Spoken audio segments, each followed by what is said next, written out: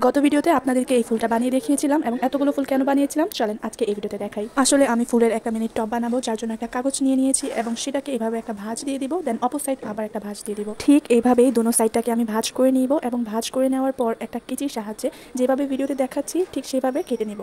দোনো সাইডটা ঠিক একইভাবে কেটে নিব, চারোপাশ একইভাবে কেটে নেব। এরপর মাঝখানেটা বাদ দিয়ে সাইড দুইটার মধ্যে আমি ঘাম লাগিয়ে নিলাম। সুন্দরভাবে ঘামটা লাগানোর পর মাঝখানটার মধ্যে আমরা এই সাইড দুইটাকে লাগিয়ে দিব। ঠিক যেভাবে ভিডিওতে দেখাচ্ছি আপনারা সেভাবে দেখে দেখে করে নেবেন। দুটো সাইড একইভাবে আমরা লাগিয়ে নিব।